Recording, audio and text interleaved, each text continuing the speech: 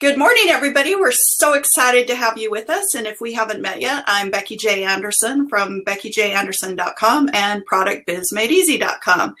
And this guy.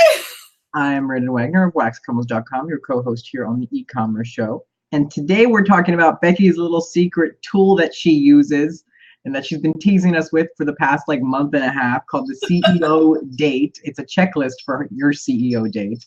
So Becky, I'm gonna let you start this because I'm gonna be grinding your mind a lot because I want to know a lot about this and I know we're gonna have a lot of questions. So go ahead and intro us into it. What is the CEO date?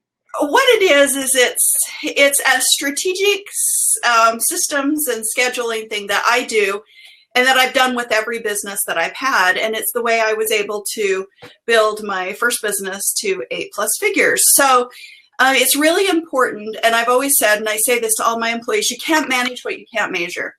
And so it's putting systems and strategies in place so that you can measure every aspect of your business. Mm-hmm. And we all know if there's something that you have scheduled or you want to do and it's not on your calendar, it doesn't happen. Well, it's the same. Just ignoring the numbers. So if I have a fourth day every week to look at it, yeah, I think I have enough. I think there's a grocery budget. Yeah, there's a grocery budget. Why not?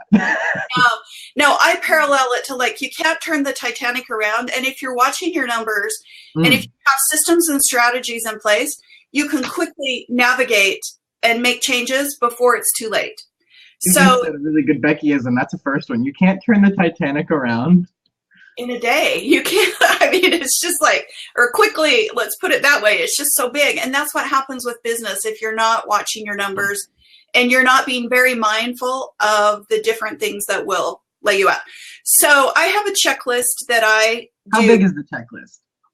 Not huge, but it's if you think about it, if you're staying on top of your numbers on a daily, weekly, monthly, quarterly, and yearly basis, and then your competition's probably not. And not anybody that's smart with business will, we hope. But anyway, if you're on top of those numbers, then you find it gets shorter and shorter and shorter, the amount of time that you have to spend on it, but you just have to be very aware.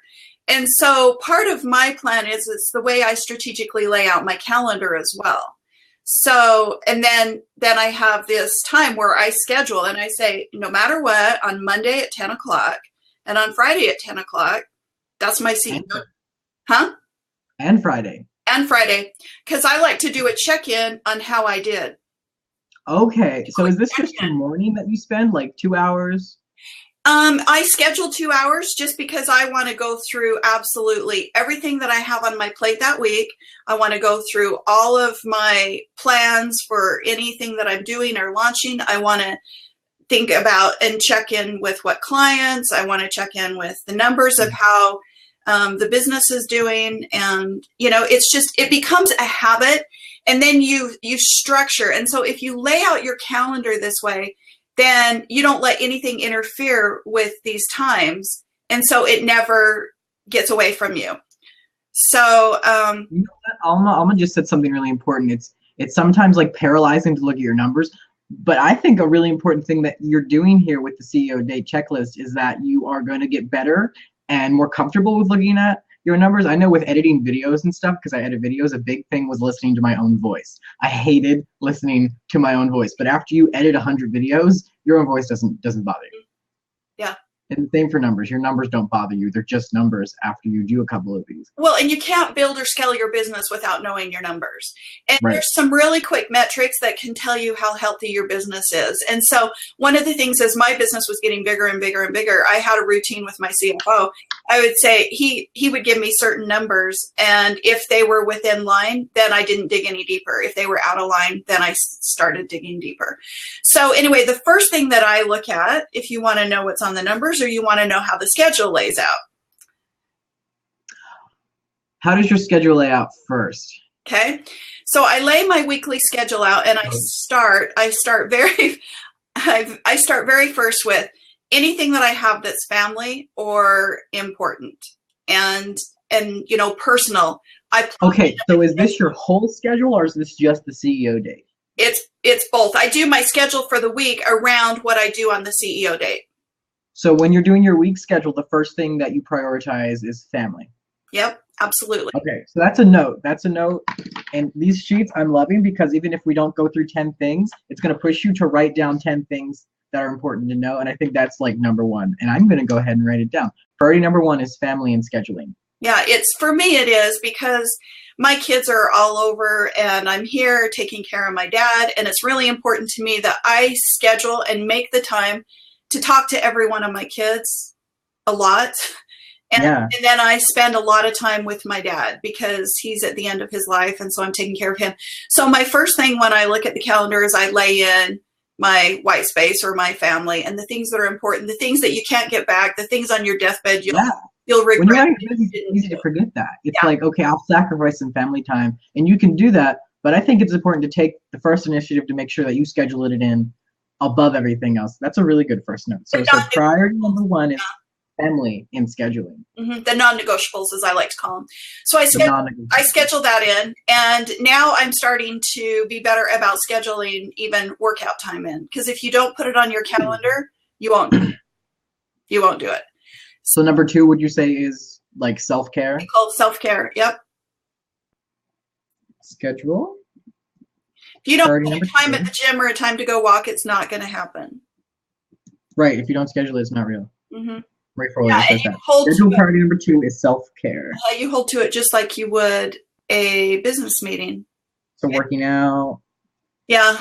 And then the next thing that I do is I schedule my CEO date, and that is a non-negotiable. I do that on Monday, and I block out 2 hours. And so CEO date is number three, and that's where you go through the financials. And I go through all the financials, and then I go through the business plan, and that's where you get your strategic, you kind of map out what you're going to do, and you look and review. And as you find, as you start doing this, it becomes easier and easier. And you find as you get more time behind you, you can say, hey, I did this time last year, and it really works. Because I like to lay out the year calendar at once. So for example, you're going to have certain things that you know are going to happen every year. So for example, with my business, when it was growing, I had the trade show season was January and July. So that would be, as you're laying out your year, you'd put those things in, and then you kind of reverse engineer and work back to things that associate with that. So then you go, okay, I know with the trade show, I'm going to have to do a new catalog. And so then that means I have to, so then you start reverse engineering it back. And as you start to realize when the first trade show's over, you're already working on the next one because you have your system in place of what worked. So that's just a small example. And that's another thing you don't have to remember. You can keep all that blank space in your head blank and clean and chill, and you can relax, which is really important because I remember at one point keeping all those things in my head and trying to manage them. You can't do it. I fainted in my living room. You cannot keep it all in your head. Absolutely not. And shouldn't even try. So then we have the tools. I mean, Google Calendar is a blessing. You can have like 10 different calendars, combine them all, put them over top of each other, reorganize. Yeah. So as I'm doing my CEO date, you realize there's about 5 areas of your business that you just have to be on top of and know what they are. Okay. So you have your marketing, and you have your sales. Those, and without sales and marketing, you just don't have a business, literally. And so I've put systems in place for both of those. And then your business development and outreach, it's important to be able to, and I calendar that, it's important to be able to outreach and be really intentional in how you're outreaching and how you're building relationships for your business, because I can't tell you how many times, because I have done this for the last 20 plus years, as my business would have a hiccup or something like that, I could pick up the phone and pretty much call anybody in any space. You told me you're going to have a bunch of these candles from Christmas sitting in your warehouse for the whole year, and you called somebody up in your space and you said, can you move these instead? And they did. Yeah. And I mean, even things, bigger things, like when I was selling my business, I had to get another lawyer, and I was able to, at night, 7:30 at night, call somebody that I knew really well and would be good on his cell phone, and I had him in court the next day. So stuff like that, it's just really nice. And that's what you want to do is, so I'm kind of going really fast over these, but these are just some of the things, and then we'll go through how I schedule them. So I have the sales, marketing, the business development, and then you have the operations and your systems. Operations and systems is one thing? I put it as one now. And then financial. And so I take time to literally look at all of those things and work on them. And you want to say, okay, what's working? The first thing I say is what's working, what's not working. So I call it the start, stop, continue. What are we doing that we should stop? What are we doing or what should we start doing? And what should we continue? What's really, really working?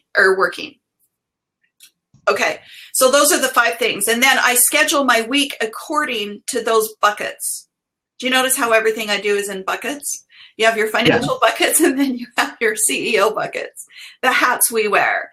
Okay, so those are my buckets. And so on Monday, I do my CEO meeting and then marketing. That's where I'll put my emphasis. On Tuesday, I do business development and outreach. On Wednesday, Monday is the CEO date. And marketing. And then Tuesday is the business development and then outreach. So anything that you want to do to grow your business or anything to up level it, things that you can do and people that you can reach out to help or something like that. And then Wednesdays, I focus on sales all day long. What can I do? What systems can I put in place, to work on sales? And then Thursday, I do operations and systems in the morning, and then I do marketing. Operations and systems is what to you? I go through my the operations is what is the back end of the business. It could be anything from technical to your machinery to whatever, employees. It could be anything like that. Anything that makes your business operate.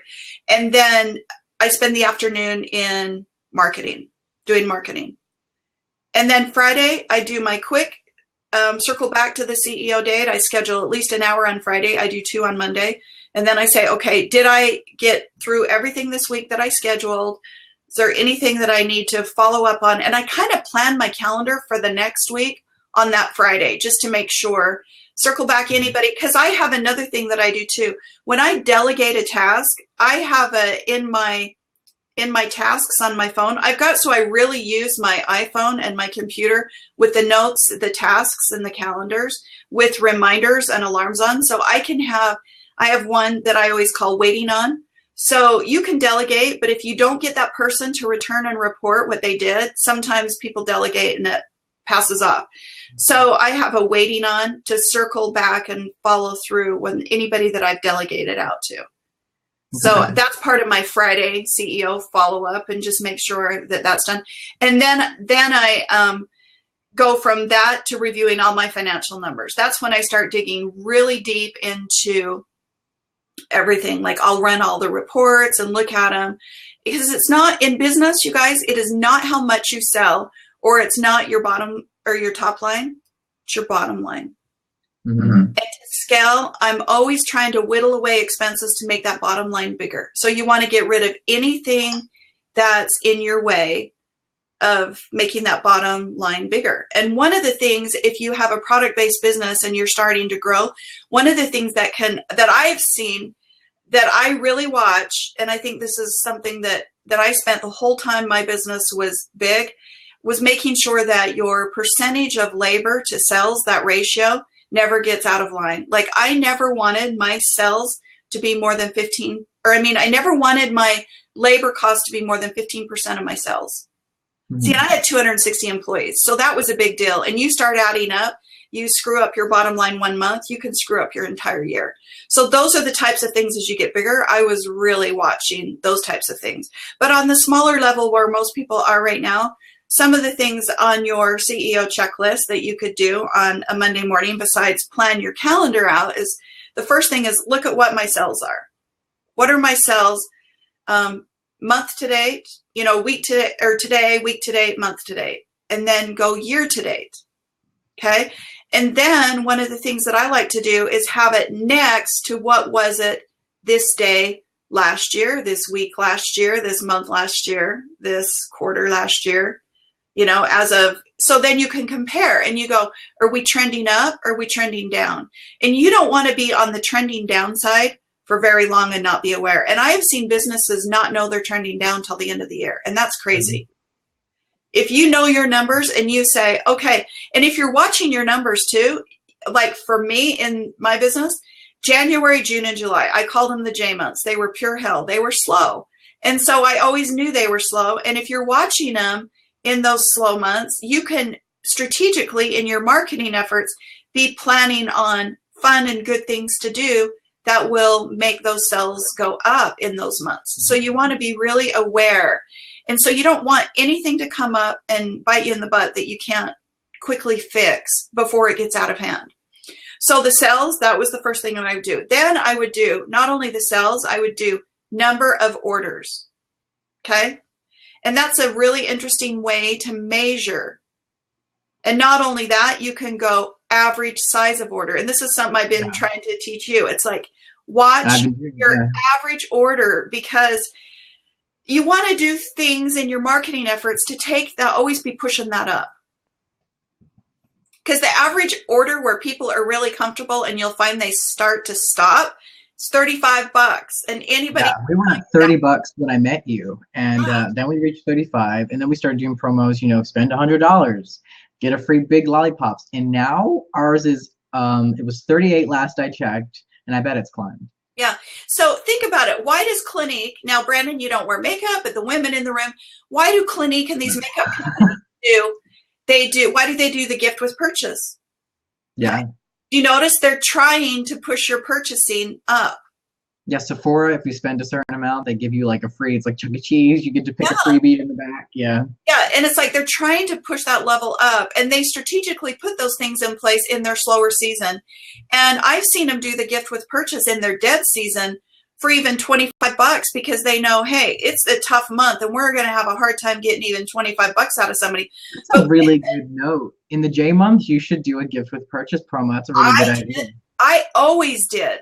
I would do a stock up event in January when, you'd get something really cheap that they could stock up and kind of put Christmas down. Let's refresh our fragrances, that type thing. And then your J months, your June and July, when people are busy and they're not wanting to spend. If you have something that's so compelling, go back to the makeup again. They're going to do the lipsticks or whatever with this big bag of $50 stuff free. Who isn't going to go cough up $25 to get that? Yeah. So gift with purchase is something that I always did in the slow months. But if you're watching your numbers, you can strategically plan when to do those. So, for example, in the J months, I've always promoting the $100 lollipop. So in the J months, what I could do is cut that in half, and I can make the ad all that. I can cut the 100 in half and say, spend $50 now. And people are going to push up to 50 versus 100. They might. In the slow month. Maybe I'll do our average order value. Take whatever that is, and I'll make that it. Because I tested it every which way. And I bet people with big businesses, Jana's in the room, I bet she's done this too. Because I tested it every which way. Sometimes you just can't move the slow months, because people are vacationing, or they have kids to get back to school and they're buying clothes, or they have, so you go, okay, what are they comfortable pushing this month? And how can I get them to even do that? So, because a lot of times they'll say, oh, I just did this, so I can't. I'm scared for June and July to come up. The J months in the wax space. And the thing is, kids are out of school. And so moms are taking their kids all over. And you think about it, most of your customers are probably in that mom category. They're taking their kids to the water park and this, that, and the other. And then it's not until back to school shopping time that they even start. And by then they're broke from back to school. So the summer months, see, Jana said June and July are scary. They are. Yep, the J months, you can still it, Jana. That was an internal thing we always talked about. I'm like, I dreaded the J months, but then you strategically plan around them. So anyway, the other things you want to measure is not only the number of orders, number of orders filled. That will alert you, are you having any back orders? Are you having any issues? So then you'll know. And then the next one would be number of new customers. Because if you're not bringing new on, you're not growing. And you have to have, and this is part of your whole CEO structure, you have to have part of your sales and marketing systems. You have to continually have a way to bring on new customers, because you're always going to have somebody fall off. So you want to continually. So you want to plan out ways to bring on new. So that was a metric I looked at every single month. How many Subscription customers? boxes are always talking about that. They talk about the rate of people that are coming on versus the rate of people that are going off, and you need to be Nutrition like models. double what's going on. But it's not just subscription boxes. It's anybody. It's you should Yeah. pull your numbers and say, and I bet you if you were to pull your numbers, 20% of your people are giving you 80% of your business. And Oh then yeah. how can you Oh, get the other 80% ordering, A, and B, how can you continually be bringing more people on? So then the other thing I like to check too is, are there any customer service issues? Because if you're declining in customer service, you don't want to lose. And then I also like to measure the social. Whether you're doing it yourself or you're hiring people to talk to your customers, you should check in, take a minute, take an hour. Yeah. Yeah. And then the other thing I like to look at weekly is your social numbers. I like to map and chart and go, okay, am I trending down? Am I trending up? So yeah. So that's good. So that's weekly. What do you look at weekly, Brandon? Anything that I missed? That was a lot of information. That was just the weekly numbers. Okay, so I use an app on Shopify called Vantage to check my stuff. I like to check the average order value, make sure that's going up. I keep mental notes, but I should keep physical notes so I can track it over the months, the order value, because that doesn't give me that. And I would have loved to look back and actually see it going up. And because we've just passed the year mark in the beginning of this month, now I'm looking, okay, what are we doing this year that we haven't done last year for the first time ever, which is really fun. Yeah, that's good. Okay, so then the monthly numbers that you want to check, I always check sales again. And then sales is always the number you're checking. And not just top line, bottom line. You want to check your bottom line. Your sales growth percentage rate. Not just what you're at, but what's the percentage rate so that you can make realistic forecasts. Because that's another thing. Once you start to have some data, now you can take and you can say, I want to grow 20% or whatever. And then you go, where was I this time last year? So I can forecast up that 20%. But then you have to say, what am I strategically going to do to make that happen? I am going to have to put some systems in place to make sure that I am bringing on new customers and raising the level of purchases. See? So that's an important number to know as you're forecasting and planning your following year. Then I also like to say, because I always had a lot of products, as do you, Brandon, I would say sales by SKU or by item number, because there again, you're going to find you're going to have 20% of your SKUs are going to be 80% of your volume. And so I would continue the dead SKUs.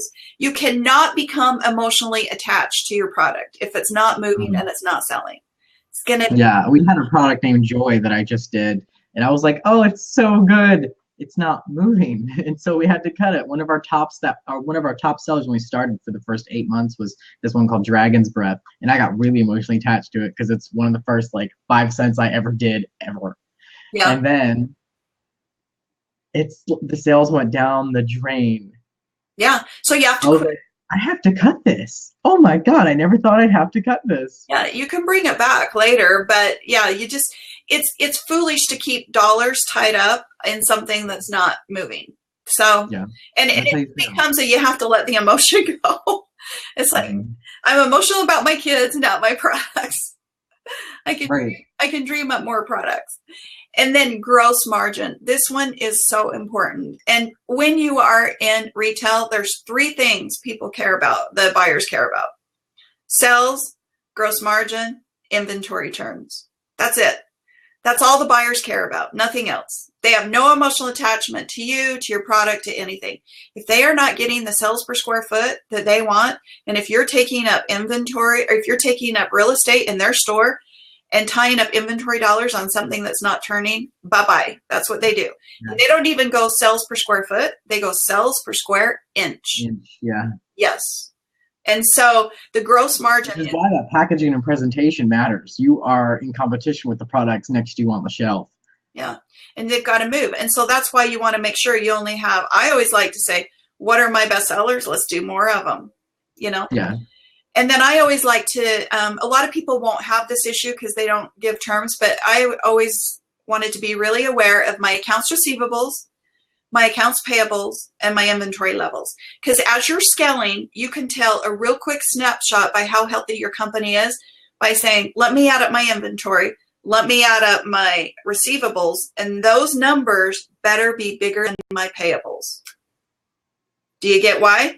So if you had to liquidate, you could collect your receivables, you could liquidate your inventory, and you could pay off all your payables. Ah, okay. When you read, that's really important. When I was growing, now as you get bigger and you're borrowing more and more money, if you have a strategic plan in place and you can work, sometimes that number will shift. But that is the first thing I looked at every single Monday morning, or what are my payables, receivables, and inventory levels. I never wanted to get those out of see, Jana too. Yeah, I never wanted those to be out of sync, because then that's when you're talking, it can get really scary. Yeah. And then the other thing I like to look at is customer profitability by customer. Are you having chargebacks? Are you having returns? Are you having issues with the customer that's taking profitability down? I did something this year for the first time ever, and I only took the numbers this year, and I couldn't find anything to do it automatically for me, so I had to put every single number in every bill that I got for shipping, not the individuals. They're bundled up into like a couple $100 each, but still, that's like 30 different numbers I had to calculate, and I am spending more on shipping than I'm taking in. And I had to make sure, and I kind of knew that to begin with, because we have this flat rate and we charge more for our product because we wanted to pay for shipping a bit more for people, but we wanted to do it in the product price. And so now I had to go check back. I was like, well, is my product price absorbing this kind of cost? And it is. I think this year we've spent $4,000 on shipping, and we've only lost $400. And I was like, okay, I'm okay with that.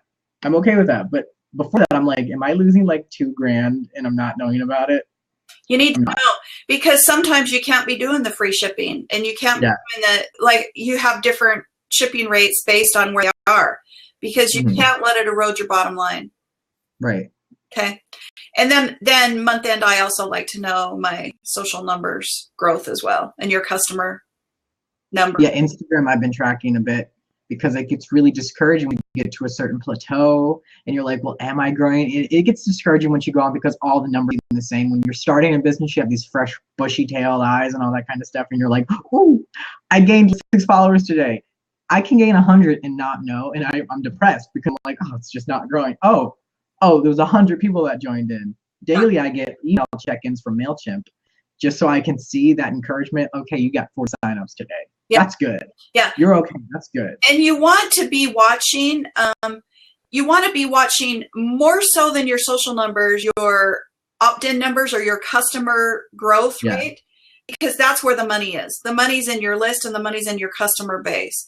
Yeah, so I've been dividing. Really important number to watch. Yeah. And then putting strategic systems in place to nurture those customers is very important. So if you're in the e-commerce side, you want to do your email blitzes, your promotions, however often you do them. A good way to figure out how often you should be doing them based on the month.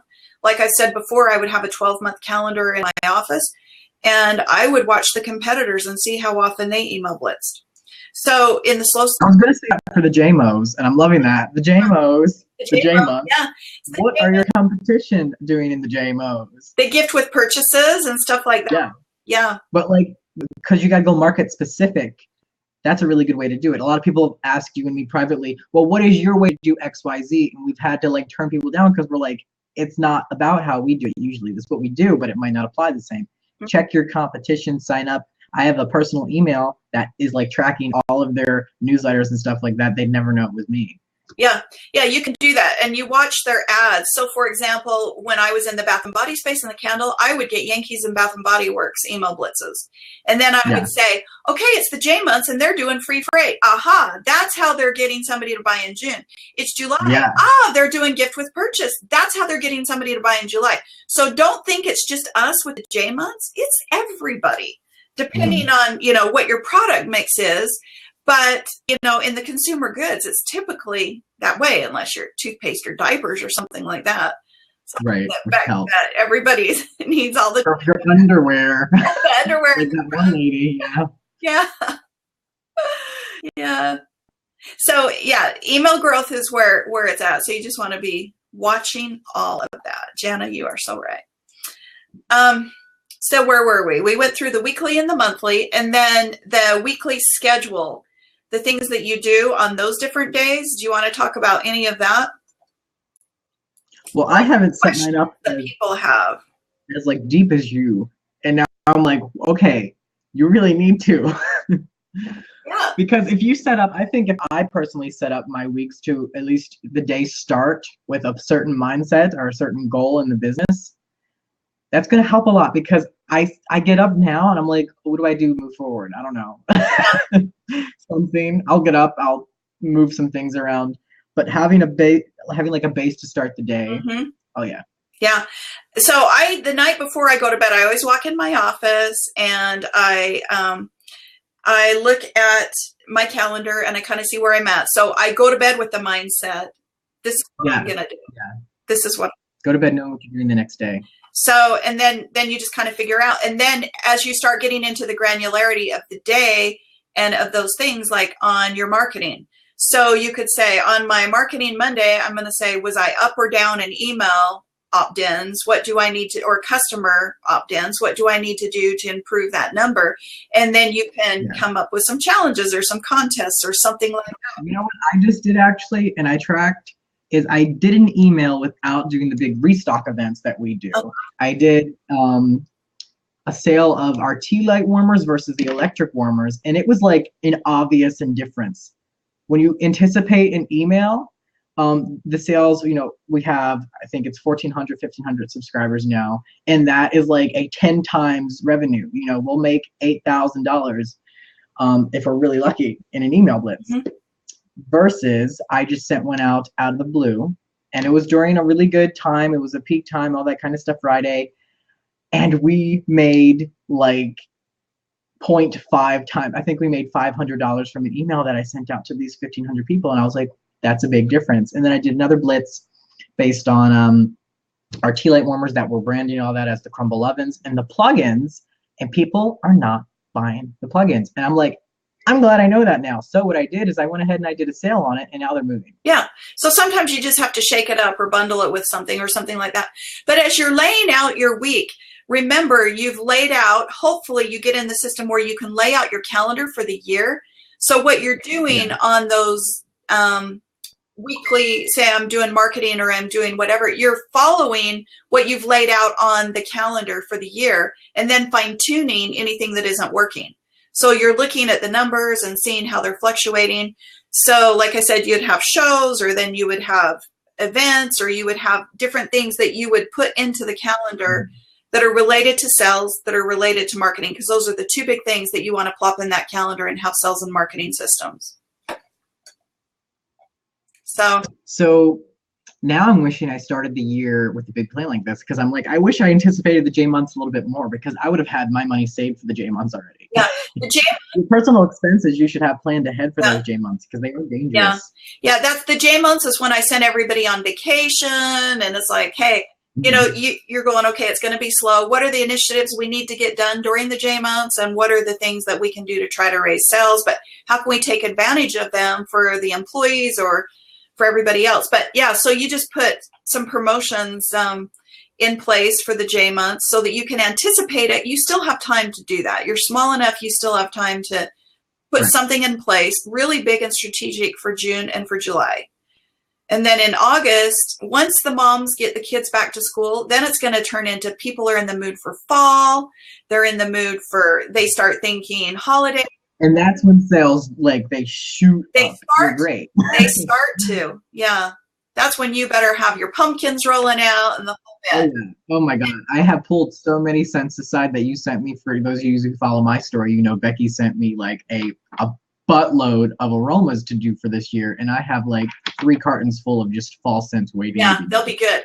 But one of the things to watch, and this is not just, retail, it's all the way around. So you go, okay, in fall, September, October, November, and December, there's a strategic plan. And I've worked with these buyers long enough. I know how their marketing works.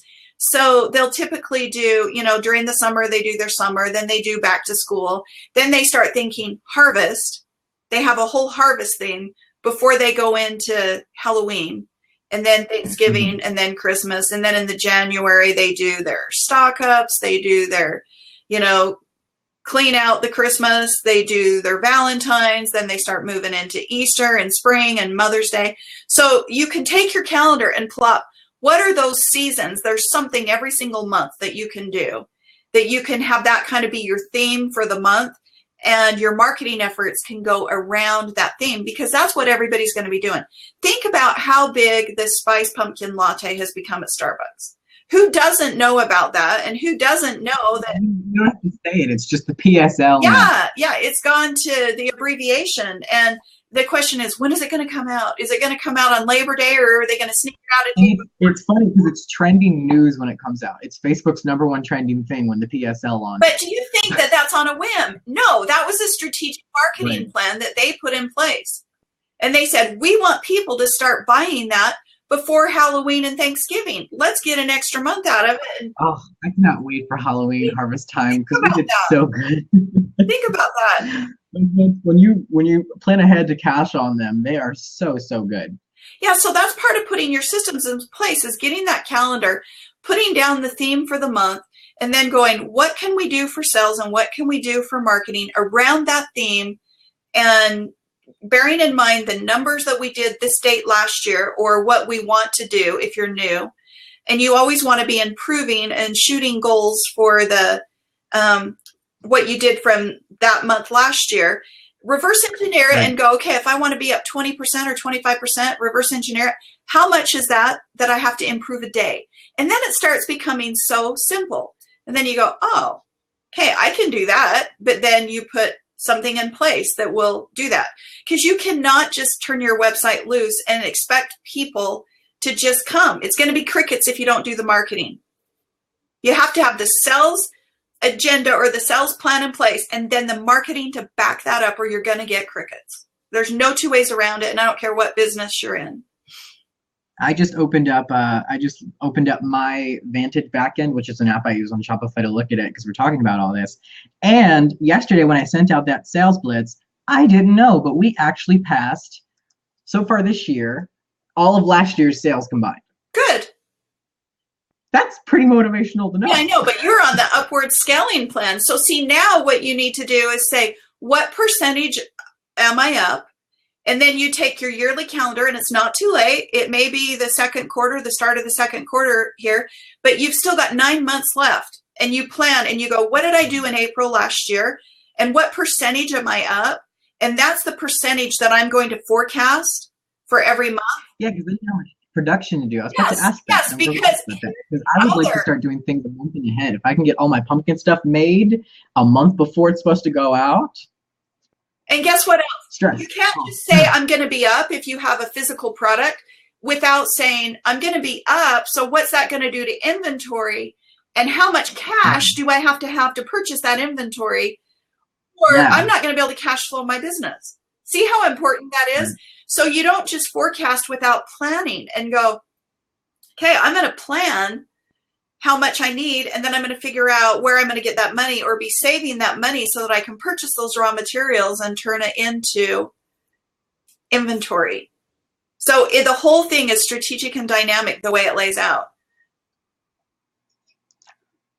So I'm stumped. You have destroyed me this episode. Well, maybe you and I thought I was going to have so much to add. Maybe, well, we're using you as a case study. So maybe we need to, offline, we take your year and plan it out and give you a strategic.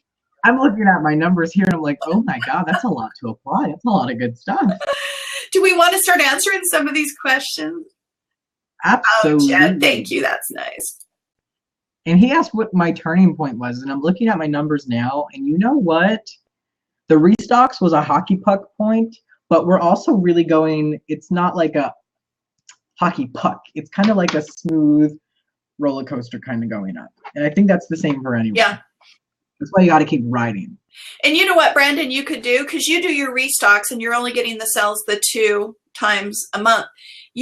I should show you what that looks like. I know, but you guys can see it on the screen. What you could do now, Brandon, is plan something around the season to go every day, and just still do your restock events, but have them be things they can't get every day. And I would like to do our main 12 aromas every day, and then have these restocks for everything else. That's what you should do, because then you're going to grow quicker.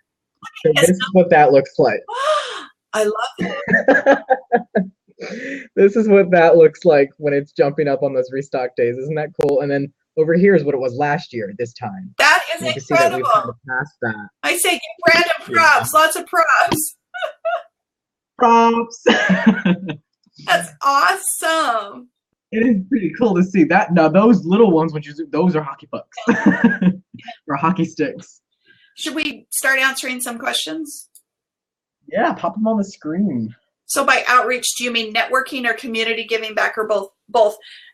Like outreach, I would say would be anything that you can do to get your brand, your message, or your name out there, whether it be going to events where you can network, whether it be calling somebody that could be a business friend of yours that you could work together, hold each other accountable.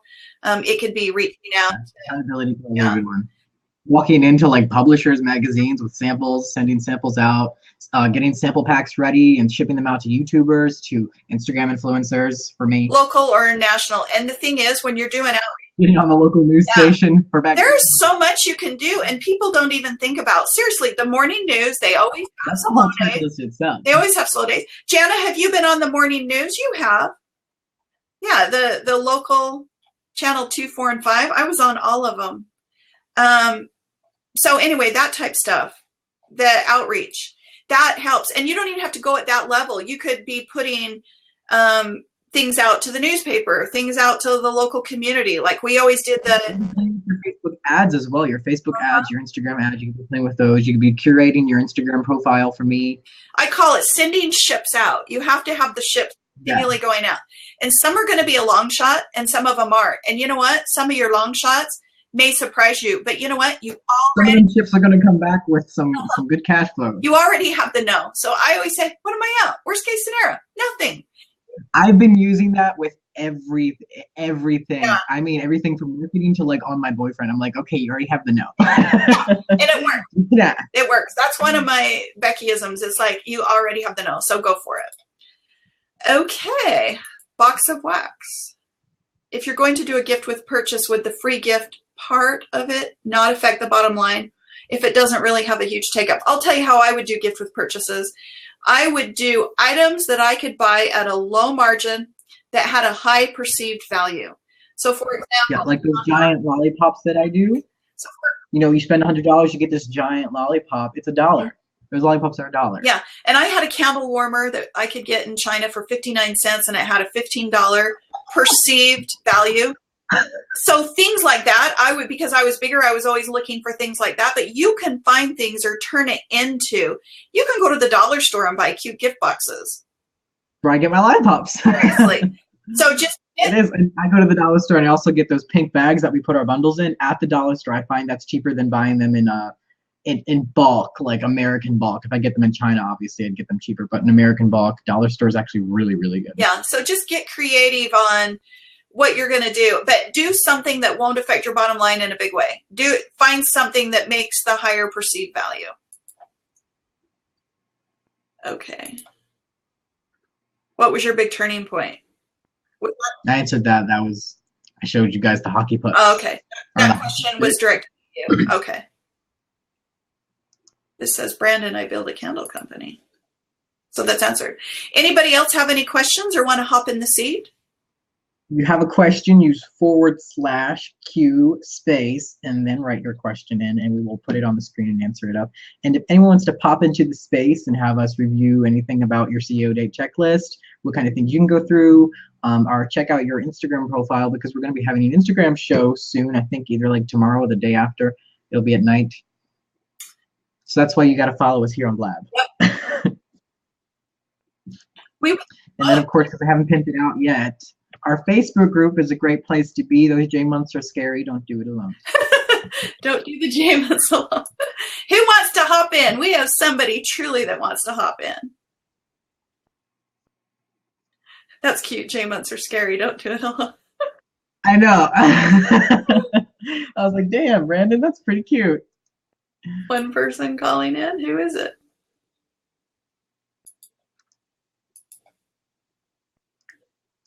Oh, this new Blab setup. Yeah, I know. I tried to click on who it was and it's not. Brandon, just use the term American bulk. Is that a category? When I say American bulk, I mean like, so there's some companies like Oriental Trading, and that's where I get my candy from. I get these candies from them. And for example, these lollipops from them, I can buy them from them, and these are, my labels are on them, but these lollipops, they're like, I think $2.50 to buy from them, and then plus shipping. So all that together, it's like $3.50 to buy one of these at a time. And I buy 12 at a time, same price. I can go to the dollar store, get them for $1, no shipping. I walk out, I take the whole lollipop box. It's pathetic. The dollar store lady's name's Laura. She's like, oh, here's Lollipop Boy. I walk out with this. That's funny. I put them all, they're like in the aisle when you're checking out. I just grab them all, put them all on.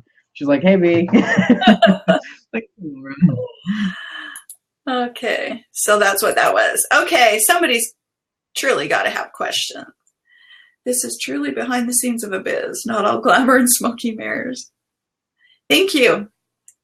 Yeah, I mean, oh my God, I wish I had one of these without the label because they're ugly. Behind the scenes is what we aim to do. Oh, I got it. So Tony Gwynn wants to pop on.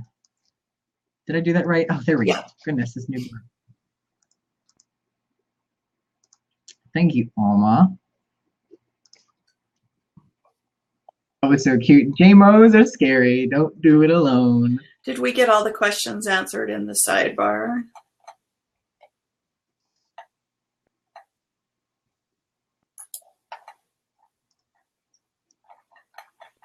Okay. The dollar store is a really good way to get creative, I think. I go there and I'm always like, what can I turn into cash? And we talked about this on the last episode. When you're thinking of what kind of products to make, like you don't have a product idea yet. I know a lot of you are still there. The dollar store was a really good inspiration for me because they buy things like at like liquidations and sellouts all the time. It's just full of stuff that usually sells for more than $1. It's really good inspiration. Like I said, those bags that we put our bundles inside of, those are from the dollar store. They're 10 cents a piece versus I think 20 something cents a piece through Oriental Trading, actually, the same company I get the lollipops or would get them from. Do you know what? I did that same thing on a bigger level. So for example, if I had an order and for a big line of candles or something and to a Kohl's or somebody big, and they would cancel the order or the season would run out, I would take a different jar, the fragrance, and make a different label and put it together and make something else. So you're not out. I was just talking to someone about that. Yeah. And so I became the master of, that's why when you're in your CEO day, you're watching your inventory levels, you can say, hey, I have too much of this or that, and what can I make out of it? And you start turning your inventory, and it helps you get creative on how to get rid of it. Somebody asked you here, how do you deal with competitors? Okay, so what's the question? They're a little better. How you guys doing? Expand a little bit. Hello. So I sell. Sorry for this get up. I just came from a rave. I'm in the business of dildos and other adult toys. Okay. I'm trying to find a way to really take my product to the next level with using some type of viral video or something. And I don't know if you guys have any marketing tips or anything. Hire somebody to do it. Yeah. I'm sorry? Definitely want to hire somebody to do it. There's all sorts of video marketers that make things specifically for Facebook. Make a video, have those ads out there. Obviously, they got to be appropriate. Yeah. But these people are masters at it. I know there's one person, Tony, it's TONI.com, I think, or Timothy, TIMOTHI.com. She does branded videos, and I highly recommend her. Okay, Timothy.com. Okay, yeah, because and that's one thing I'm having a hard time with, because you said it does have to be just it's not really like how you guys think of it. What it is it's more of like a product that one can apply to themselves to create like a mold, and then at that point you fill it with a gelatin type product. We do not need the details. Yeah, we don't need the details. Thank you. Well, Becky. Okay. Product of the month. That's a good question. That was one of the sales systems I had in place, is you're laying out your sales systems. Every month I would change a fragrance, and it was only available for that month. And that's exactly what I did, was a 25%. And I want to talk about that really quick, because me and Beth just made a really good thing up that we're doing. And it's related to that. We're going to be doing a product of the month, and we're going to be selling it to our wholesalers in the UK and in here. because they love exclusives. Anyone you're selling to loves exclusives, and products of the month are a really good way to do that. And it creates the sense of urgency. So it's going to come and it's going to go. And so think about your J months. What are you going to do that can be unique and really good for the fragrance of the month, or for your product of the month, or, you know, whatever. Right. And it could be trending. It should always be trending. Watch those trends. We're all aiming to be the pumpkin after the trend. spice latte. Creative repurposing. And ask WTS support again if you have any more specific questions, because I think your competitors, we talked about this a minute ago, they should be your contacts. Those are your friends. Stay in touch with them. I know there's some competitors who hate my guts because I'm in the market with them, and those people are going to fail. I have no worry about them because of that initial fact right there, that they hate everyone else in the market. They will fail. People that are in the market with you, you should all stick together. Find your group, build it up. Now, as I was getting bigger and bigger, I spent a huge amount of time watching competitors. So I was aware, but I never feared them. I just wanted to be aware. Right. So you want to see what emerging trends are happening with them. I used to be really scared of competitors. I wouldn't look at them. I would hate it. But then after talking with you a lot about it, I'm like, no, I mean, this isn't a big deal. They're in the market too. I should be watching what they're doing. You watch them. In fact, the bigger I got, I got to know all of my competitors on a personal level. Yeah. And it's amazing how you'll help each other at the end of the day if there's an issue. So we did like some cross promos. They have my number. They know they can call. Not a bad thing. Yeah. And if there's ever like a bad, like I remember some junk was happening. Some dude was following us around on Instagram and saying some horrible things.